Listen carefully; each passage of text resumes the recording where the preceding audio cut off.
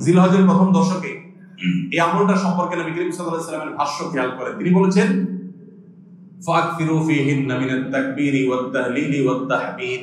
জিলহজের প্রথম দশক যখন শুরু হয়, তোমরা বেশি বেশি করে তাকবীর পড়ো, বেশি বেশি করে তাহমিদ পড়ো, বেশি বেশি করে তাহলিল পড়ো, অর্থাৎ আল্লাহু আকবার, আল্লাহু আকবার, লা ইলাহা ইল্লাল্লাহ, আল্লাহু আকবার, আল্লাহু আকবার, আলহামদুলিল্লাহ, বেশি বেশি করে পাঠ করো। নবী সাল্লাল্লাহু আলাইহি ওয়াসাল্লাম নির্দেশ করেছেন। তাহলে কয় নম্বর আমল গেল? 7 নম্বর আমল, বেশি বেশি করে তাকবীর, তাহমিদ, তাহলিল পড়া। 8 নম্বর আমল হলো এই তাকবীর, তাহমিদ, তাহলিলটাই বিশেষভাবে পড়া। 7 নম্বরটা হলো সাধারণভাবে রাত দিন যতক্ষণ পারেন বেশি বেশি পড়বেন, কোনো সময় ফিক্স নাই, এবং 10 দিন ফুল। আর 8 নম্বর আমল হলো এই তাকবীরটাই নির্দিষ্ট সময় নির্দিষ্ট দিনগুলোতে বিশেষভাবে পড়া। সাধারণভাবে তো পড়বেনই, আর বিশেষভাবে পড়বেন। বিশেষভাবে কখন? আইয়ামে তাশরিক। আইয়ামে তাশরিক কাকে বলা হয় ভাই? জিলহজের 9 তারিখ ফজরের পর থেকে নিয়ে জিলহজের 13 তারিখ আসর পর্যন্ত। জিলহজের 9 তারিখ ফজর থেকে নিয়ে জিলহজের 13 তারিখ আসর পর্যন্ত প্রত্যেক নামাজের পর সবাই যার যার জায়গা, পুরুষরা সরবে আর মা বোনরা বাসা বাড়িতে নীরবে তারা তাকবীর পাঠ করবেন। আল্লাহু আকবার, আল্লাহু আকবার, লা ইলাহা ইল্লাল্লাহ, আল্লাহু আকবার, আল্লাহু আকবার, ওয়ালিল্লাহিল হামদ। প্রত্যেক নামাজের পরে একা একা পড়েন আর জামাতে পড়েন, সর্বাবস্থা। জামাতে পড়লে ইমামের সাথে তাল মিলায় পড়তে হবে জরুরি না, প্রত্যেকে যার যারটা শেষে পড়বেন। মনে থাকবে তো ইনশাআল্লাহ? তাহলে 8 নম্বর আমল হলো আইয়ামে তাশরিক, অর্থাৎ জিলহজের 9 তারিখ থেকে 13 তারিখ পর্যন্ত প্রত্যেক নামাজের পরে তাকবীরগুলো জোরে জোরে পাঠ করতে থাকবো ইনশাআল্লাহ। 9 নম্বর আমল হলো জিলহজের 1 তারিখ থেকে 9 তারিখ পর্যন্ত এই 9 দিনই নফল রোজা রাখা। এই 9 দিনই নফল রোজা রাখা। এই 9 দিন নফল রোজা রাখা সম্পর্কিত একটা হাদিস পাওয়া যায়, এবং এই 9 দিনের নফল আমল সম্পর্কে মওসুআ কুয়েতিয়া ফিকহিয়া কুয়েতিয়া, কুয়েত থেকে প্রকাশিত ফিকহ বিশ্বকোষ, সেখানে বর্তমান সময়ের সবচাইতে অথেন্টিক ফতোয়ার কিতাবগুলোর মধ্যে থেকে, প্রসিদ্ধ কিতাবগুলো থেকে একটা, ফতোয়ার কিতাবগুলো থেকে মওসুআ ফিকহিয়া কুয়েতিয়া, সেখানে লেখা হয়েছে যে ইত্তাফাকুল ফুকাহা, সমস্ত ফকিহগণ এবারে একমত যে জিলহজের প্রথম তারিখ থেকে 9 তারিখ পর্যন্ত এই 9 দিনই রোজা রাখা মুস্তাহাব। এই 9 দিন রোজা রাখা মুস্তাহাব। বিভিন্ন বর্ণনায় এটি প্রমাণিত হয়, যদি সে বর্ণনাগুলো কোনো সনদি মুহাদ্দিসরা একটু আপত্তি তুলেছেন, কিন্তু ফুকাহে কেরাম এ ব্যাপারে রেকমেন্ড করেছেন যে এই 9 দিন রোজা রাখা মুস্তাহাব। যেহেতু জিলহজের প্রথম 10 দিনের পুরো 10 দিনই ইবাদত আল্লাহর কাছে প্রিয়, অতএব নফল আমল, রোজাও একটা নফল আমল, সেই হিসাবে রোজাটা অটোমেটিক চলে আসে। এজন্য 9 নম্বর আমল হলো জিলহজের 1 থেকে 9 তারিখ পর্যন্ত এই দিনগুলো কি করা? রোজা রাখা। 10 নম্বর আমল হলো স্পেশালি, বিশেষভাবে আরাফার দিনে, অর্থাৎ জিলহজের 9 তারিখে রোজা রাখা। জিলহজের 9 তারিখে কি করা? রোজা রাখা। প্রথম 9 দিন সাধারণ, আর বিশেষভাবে 9 তারিখের গুরুত্ব আরো বেশি, কারণ নবী করিম সাল্লাল্লাহু আলাইহি ওয়াসাল্লাম বলেছেন, সিয়ামু ইয়াউমি আরাফা আহতাসিবু আলাল্লাহি আন ইউকাফিরা আস-সানাতাল্লাতী ক্বাবলাহা ওয়াল্লাতী বা'দাহা। আরাফাত দিনের রোজা, অর্থাৎ জিলহজের 9 তারিখের রোজা, এই রোজার সম্পর্কে আল্লাহর কাছে আমার ধারণা, আল্লাহর প্রতি নবী সাল্লাল্লাহু আলাইহি ওয়াসাল্লাম বলছেন যে আমার ধারণা যে এই রোজার বিনিময়ে আল্লাহ তাআলা 1 বছর পূর্বের আর 1 বছর পরের, অর্থাৎ আগামী 1 বছর এবং গত 1 বছরের গুনাহ আল্লাহ তাআলা মাফ করে দিবেন। আমরা এই পর্যন্ত যত ফজিলতের কথা শুনেছি, পিছনে গুনাহ মাফ করে দিবেন, গত 1 বছর গুনাহ মাফ করে দিবেন, সারাদিনের গুনাহ মাফ করে দেওয়া হবে, এরকম বিভিন্ন হাদিস আমরা শুনেছি। কিন্তু এরকম কোন হাদিস কেউ হয়তো আমরা এই হাদিস ছাড়া আরেকটা হাদিস শুনি নাই যে 1 বছর অগ্রিম গুনাহ মাফ করবেন। যদি আল্লাহ তাআলা কাউকে হায়াত দেন, তিনি 1 বছরের গুনাহ মাফ পেয়ে যাবেন। কোন কোন হাদিস বেত্তাগণ বলেন যে হাদিসের মধ্যে ইশারা পাওয়া যায় যে কেউ যদি আরাফাতের রোজা রাখার তৌফিক পায়, হয়তোবা আগামী 1 বছর হায়াত পাওয়ার তৌফিক হবে তার।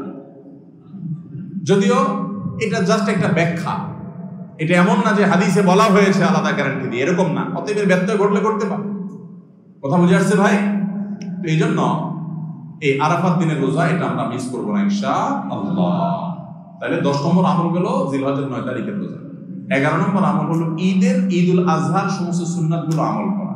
ঈদুল আজহার অনেকগুলো সুন্নাত আছে না? এই সুন্নাহগুলো সবগুলো আমল করা।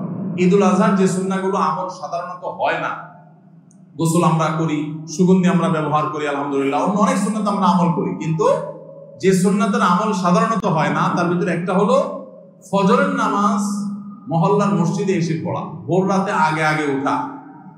অন্য সময়ের চাইতে ঈদের দিন ফজরের মুসল্লি আরো আমাদের মসজিদে কম থাকে, কারণ চাঁদ রাতে তামাশা করে বেড়ায়, ফজর নামাজ মিস হয়ে যায়। তো ইমানদার সেটা করতে পারেন না। ঈদের সুন্নাহটা বিশেষভাবে আদায় করার চেষ্টা করা দরকার, অর্থাৎ জামাতের সাথে ফজর নামাজ পড়া দরকার, আগে আগে উঠা দরকার। ঈদের দিনের সুন্নাতগুলোর মধ্যে থেকে একটা। আরেকটা সুন্নাত আমাদের অবহেলিত, আদায় হয় না, সেটা হলো ঈদুল আজহা হোক আর ঈদুল ফিতর হোক, ঈদের নামাজ মাঠে পড়ার চেষ্টা করা দরকার। কোথায়? মাঠে। মাঠ এখন কম, বিশেষ করে শহর এলাকাতে মাঠ একটু কম, কিন্তু যেগুলো আছে সেগুলো যদি সঠিকভাবে সবগুলোকে ব্যবহার করা হয় তাহলে অনেক জায়গায় সুন্নাহ জিন্দা হয়। আমরা ঈদের নামাজ মসজিদে পড়ি, কেন পড়ি? একটা অজুহাত দেই, মাঠ কম। এই অজুহাত সব ক্ষেত্রে গ্রহণযোগ্য না এবং সঠিক না। অনেক জায়গায় মাঠ থাকা সত্ত্বেও মানুষ মসজিদে নামাজ পড়ে, কারণ সব মহল্লার মানুষ আলাদা আলাদা নিজেরা একটু মাঠ বলি করতে চায়। আমরা আবার আরেক জায়গায় নামাজ পড়তে যাবো, আমাদের একটা বাঁকাবাদি থাকে। এই রোগ মসজিদে মসজিদে ঢুকে গেছে, মসজিদ কমিটির লোকদের মধ্যে রোগ ঢুকে গেছে। তারাই কোরবানি করতে রাজি না, যে আমরা এখানে জমাত করবো না, চল আমরা সবাই মিলে বড় একটা মাঠে করি। বড় মাঠে কয়েক মসজিদের মুসল্লিরা একসাথে নামাজ আদায় করার যে সৌন্দর্য আছে, এই সৌন্দর্য মসজিদের মধ্যে ঈদের নামাজ পড়ার মাধ্যমে নাই। এই জন্য ভাইরা, মাঠে ঈদের নামাজ জিন্দা করার চেষ্টা করতে হবে ইনশাআল্লাহ। চেষ্টা করা যাবে না ইনশাআল্লাহ? তাই বলে আবার রাস্তাঘাট আটকায় মানুষের অসুবিধা হয় সেভাবে করে ঈদের নামাজ ব্যবস্থা করেন। হ্যাঁ, যদি কোনো রাস্তা এরকম হয় যে না, এই রাস্তা বিকল্প বহু রাস্তা ডানে বামে আসে, মহল্লার রাস্তা, কারোর কোনো অসুবিধা হবে না, তাহলে সেখানে হতে পারে শর্ত সাপেক্ষে। কিন্তু সাধারণত রাস্তা নয়, বরং আমাদের নামাজ পড়তে হবে কোথায়? মাঠে। এবং ঈদের নামাজ মসজিদে আদায় করবেন না, মাঠে আদায় করবেন। এই আওয়াজটা সর্বত্র তোলা দরকার। শহর তো বটেই, গ্রামে পর্যন্ত এখন প্রত্যেক মসজিদে মসজিদের নামাজ। কেউ কাউকে মানতে রাজি না, কেউ কাউকে মানতে রাজি না। আরেক জায়গায় ঈদগাহে নামাজ পড়ে আমাদের ইজ্জত থাকে না। এই লোক ইসলাম বোঝে নাই। ঈদের জামাত হবে, অনেক বড় জামাত, সেখানে বহু মসজিদের মুসল্লিরা আসবে, এটার মধ্যেই সৌন্দর্য, পুরো মহল্লার মানুষের সম্মিলন করবে, এই সুন্নাত আদায় হয়। ঈদুল আজহার আরেকটা সুন্নাত অবহেলিত, সেটা হলো ঈদুল আজহায় আমরা জানি যে প্রথম খাবার ঈদুল আজহার কোরবানির গোশত দিয়ে হবে, এটা সুন্নাত। ওমর রাদিয়াল্লাহু তাআলা থেকে একটা রওয়ায়াত বর্ণিত আছে যে আল্লাহ তাআলার উদ্দেশ্যে কোনো কিছু দান করলে এটা নিজে ভোগ করা যায় না। যায়? আপনি আল্লাহকে খুশি করার জন্য আল্লাহর ওয়াস্তে কিছু দিয়ে দিয়েছেন, এটা কি নিজে খাওয়া যায়? এটা আপনি গরিবকে দিয়ে দিবেন, মসজিদে দান করলে মসজিদকে দিয়ে দিবেন, আপনি নিজে ভোগ করতে পারবেন না। শুধু কোরবানি এবং আকিকা, এই দুইটা আমল আছে যে এই দুইটা আমল আল্লাহকে খুশি করার জন্য জবাই করার সময় বলছেন বিসমিল্লাহ আল্লাহু আকবার, আল্লাহুম্মা লাক মিনকা ওয়া লাক, আল্লাহ আপনার তরফ থেকে আবার আপনার উদ্দেশ্যেই কোরবানি করলাম, আমার কোনো ধান্দা নাই।